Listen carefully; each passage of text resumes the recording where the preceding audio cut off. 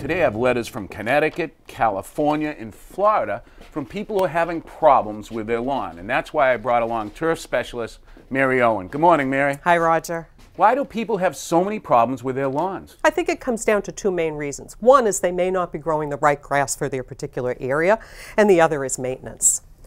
When we think about what grass should be grown in what area, let's think about the whole country. Along the top tier of the country is our northern or cool season area, so from New England all the way out to Washington and Oregon. Down along the southern part of the country, we grow heat-loving grasses, the warm season grasses, from Florida all the way to California. And then there's this little area in between called the transition area, Maryland, southern Ohio, Missouri, and out to the west coast, where both warm and cool season grasses do okay. Well, let's start with the cool season grasses. All right, let me tell you about two that really you should avoid. The first is creeping bentgrass. Now, if you play golf or bocce or tennis, you're probably playing on this grass at a very, very low mowing height. This grass needs to be mown every day and needs a lot of intensive care, so it's not a good grass for a lawn. Right, and in the home lawn, when it's not mowed every day, it becomes this mound, and it really stands out in the lawn. In fact, we consider it a weed in the home lawn. Right, so we don't want that one. The other one is annual ryegrass, and annual should say to you right away it only lasts for 1 year, grows very quickly and vigorously, and competes with the good grasses. I've only used it a few times where I needed instant grass for erosion control. I consider it a waste of time and energy because when you use it, you have to go back the next year and reseed all over again. Right, so specialty applications for annual ryegrass, but not in a regular home lawn. We do have some excellent grasses for the cool season home lawns. Kentucky bluegrass, the premier lawn grass that we think about when we think about a very high profile lawn.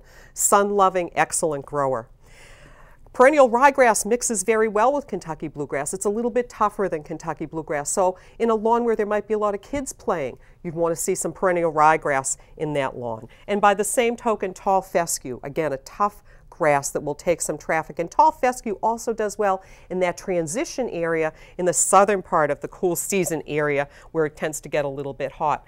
And finally, the fine fescues, which as a group are lower maintenance than the other grasses that I've talked about in the cool season area. And creeping red fescue is a grass that you want to make sure you have a lot of if you've got some shady areas. All right, what about the southern zone? Well, in the southern zone, we grow grasses not in a mix, but really just by themselves. So you would have a lawn with one kind of grass. Here's St. Augustine grass, which you would grow in an area where it might be hot and humid. So Florida, Alabama, Louisiana, very, very vigorous grass. Here's a big St. Augustine grass plant, and I brought this so that you could see how vigorous it is. This is a stolon that runs across the top of the ground and roots down into the lawn at every one of those spaces. Not only will it spread across the lawn, this stolon will get into the plant beds and become a maintenance headache. That's right, so you need to edge this grass quite vigorously.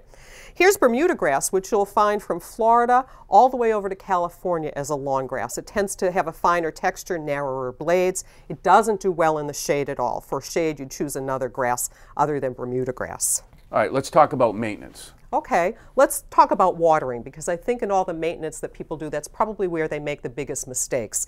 The main thing you want to think about in watering a lawn is to recharge the root zone. Get the root zone moist with every watering. So you water deeply and infrequently.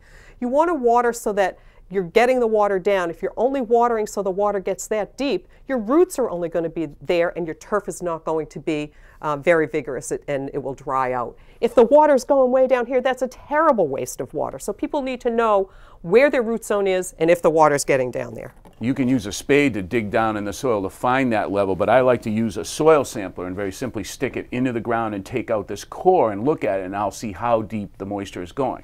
Now, as a general rule, I tell people their lawn needs 1 inch of water a week. Now, you have them use a rain gauge so they can really see that they're getting that 1 inch of water. That's right, and they need to translate that inch of water into what's happening in their own soil. So if they run their irrigation system through a cycle or do one irrigation and then go out and look at how deep that water has gotten, they can get an idea of what they need to water their particular lawn. Thank you, Mary. I think you've really helped us solve some people's problems. It's been a pleasure.